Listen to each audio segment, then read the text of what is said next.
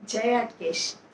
આજે એક લોકવાર્તા જે મોટાભાગના લોકોને કદાચ ખબર જ હશે કે એક રાજ્યમાં એવી પ્રણાલી હતી કે જે રાજા હોય એને 5 વર્ષ પછી જે નદી હતી એની સામે ગાઢ જંગલ હતું, ત્યાં ગાઢ જંગલમાં મોકલી દેવામાં આવતો. અને એ ગાઢ જંગલમાં એ જે રાજા હોય બિચારો ભૂખ્યો તરસ્યો મરી જતો. હવે એક જે રાજા હતો, જૂના રાજા, એને 5 વર્ષ પૂરા થયા અને નવા રાજાની નિમણૂક કરવામાં આવી. તો એ જે નવો રાજા હતો એ થોડો સમજદાર હતો, એટલે એણે પોતાના રાજ્યમાં તો ખૂબ સારા કામ કર્યા. અને જ્યારે 5 વર્ષ પૂરા થાય છે એટલે જે રાજ્યની પ્રણાલી મુજબ એને પેલી નદીમાં જે હોડીમાં બેસાડી અને સામેના ગાઢ જંગલમાં મોકલવાનો હતો. તો એ બહુ ખુશ હતો. એટલે જે આજુબાજુના બધા લોકો ભેગા થયા હતા એ કે રાજાજી, અત્યાર સુધીના તો જેટલા રાજા થયા તો બહુ દુઃખી હતા, રડતા હતા, અને તમે કેમ આટલા ખુશખુશાલ છો? તો કે ચાલો મારી સાથે જોવા. તો જ્યારે એ બધા લોકો નદી પાર કરીને જે ગાઢ જંગલ હતું ત્યાં જોવા જાય છે તો ત્યાં તો એક મોટું નગર વસેલું હોય છે. અને રાજાએ પણ પોતાના માટે એક મોટો મહેલ હતો જેમાં બધી જ સુખ સુવિધાઓ હતી. એટલે આ જોઈને તો જે રાજ્યના લોકો હતા બહુ નવાઈ પામ્યા કે આ તો પહેલી વાર આવું બન્યું. એટલે એ રાજાએ પોતાના રાજ્યનો તો વિકાસ કર્યો, જેને તો સરખું સમૃદ્ધ બનાવ્યું, સારા કામ કર્યા, પણ એની સિવાય જે બીજું ગાઢ જંગલ હતું ત્યાં પણ એને પણ સારું બનાવ્યું. કહે છે ને કે જંગલમાં મંગલ, એવું કર્યું. એટલે એ જ રીતે આપણે પણ આપણા માટે ભવિષ્યમાં જે સારું શું, આપણી સલામતી શું છે એનો વિચાર કરવો જોઈએ. અને ખાસ તો દેશના જે શાસકો છે એના માટે કે આમ તો એ લોકો કરી જ લે છે પોતાનું, 1-2 વર્ષ માટે પણ છૂટાય તો એ લોકો પોતે પોતાની સલામતી તો પહેલી પૂરી કરે. પણ આપણે રહ્યા સામાન્ય માણસ, એટલે આપણે તો વિચારવું જ જોઈએ કે આપણે પણ મોટા થવાના, વૃદ્ધ થવાના, ભગવાનના ઘરે જતા રહેવાના. તો ત્યાં સુધી આપણી પોતાની જે સલામતી છે, આપણી જે નાણાકીય, આપણી જે બધી માંગ હોય છે, આપણા પરિવારજનોની છે, એના માટે પણ કાંઈક વિચારવું જ રહ્યું. અને બીજું કે દરેક સભ્યએ કંઈક એવી રીતે વિચાર કરી રાખવો જોઈએ કે જેથી એને ભવિષ્યમાં કોઈ તકલીફ ન પડે. અને જો આપણામાં સારી એવી ક્ષમતા હોય તો આપણે આપણું તો સારું કરવાના જ છીએ, પણ સમાજ માટે પણ કંઈક સારું કરીશું. એટલે આપણે પોતે તો ઉપર આવીશું જ, પણ સાથે બીજાઓને પણ ઉપર લાવીએ એવું કંઈક વિચારવું રહ્યું. બરાબર ને? આભાર. આજે એક વાર્તા, બુઝાયેલી મીણબત્તી. એક માણસ હતો, એને એક જ દીકરી હતી. 8 વર્ષની આ દીકરી એને એટલી બધી વહાલી હતી કે જેની કોઈ સીમા નહીં. આખો દિવસ એનો દીકરીની આસપાસ જ જતો. દીકરી સ્કૂલે ગઈ કે નહીં, સ્કૂલે આવી કે નહીં, જમી કે નહીં, દીકરીએ નાહ્યું કે નહીં, લેસન કર્યું કે નહીં, હોમવર્ક કર્યું કે નહીં, આમ એનો તમામ જિંદગી દીકરીની પાછળ રહેતી. એક દિવસ દીકરી બીમાર પડી, એટલે એને ઘરગથ્થુ ઉપાય કર્યો કે 2-3 દિવસમાં તાવ ઉતરી જશે, પણ તાવ ઉતરવાનું નામ નહોતો લેતો. એટલે એને એક ડૉક્ટરને બતાવ્યું. ડૉક્ટરે પણ થોડીક દવા આપી, ઇન્જેક્શન આપ્યું, પણ તેમ છતાં તાવ એનો મચક આપતો ન હતો. એટલે એને શહેરમાં મોટા ડૉક્ટરને બતાવ્યું, પણ તો પણ દીકરીનો તાવ ઉતર્યો નહીં.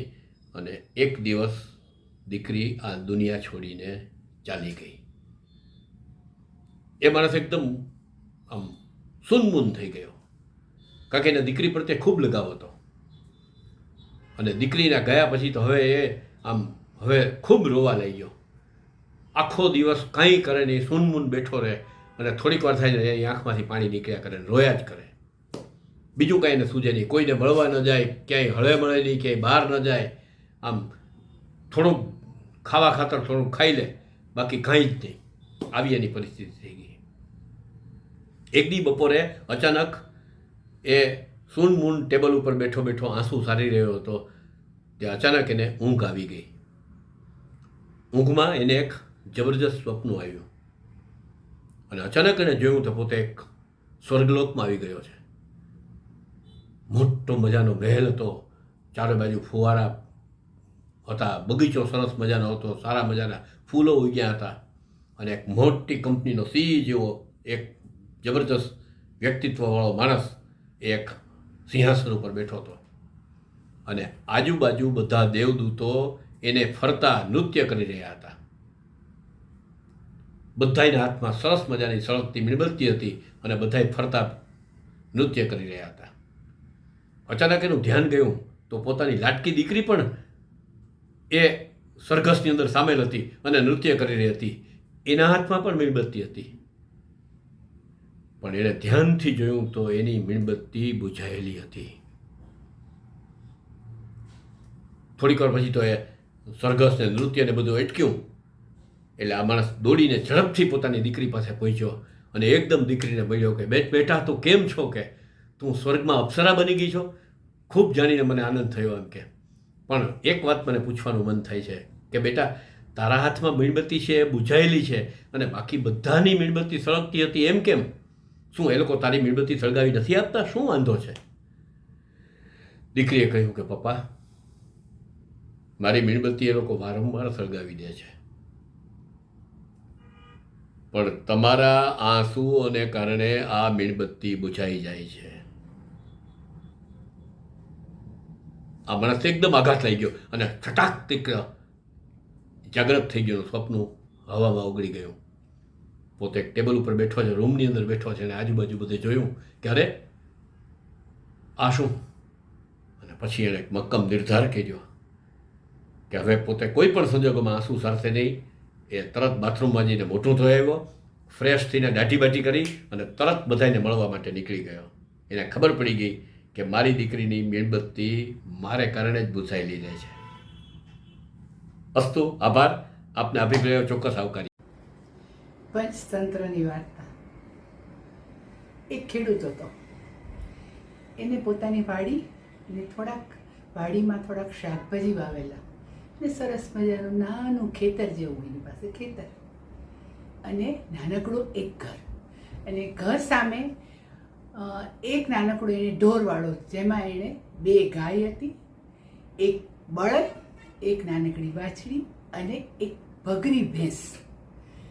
ખેડૂત બપોરે ખાઈ પી ખાટલો ઢાળી ને બધા પોતાના ખેતર સામે જોવે, ત્યારબાદ પોતાના ઢોર ઢાંખર સામે જોવે, અને ખાસ તો એને ભગરી ભેંસ સામે બહુ જોયા કરે. અને ભગરી ભેંસ પણ કેવી મસ્ત કાળી ડિબાંગ, મસ્ત ચમકીલો વાન, અને માથે સરસ મજાના 2 શીંગડા.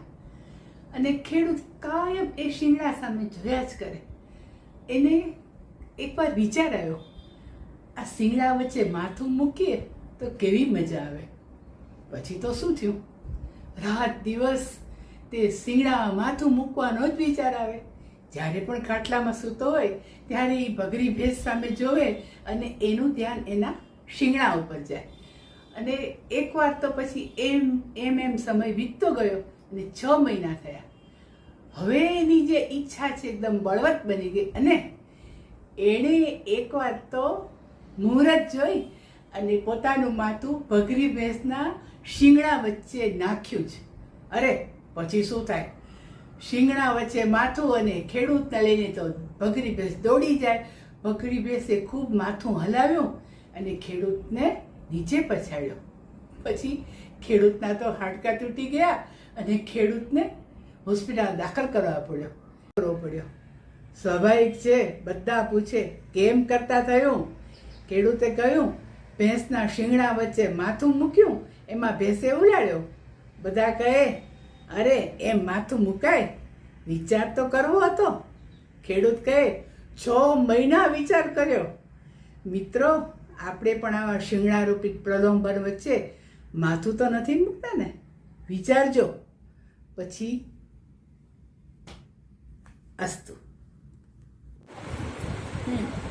નાગર સેતુ સર્જન, દ્રશ્ય શ્રાવ્ય વિભાગ, બિપિન માકડ, બાંસુરી પર એક લોકગીત.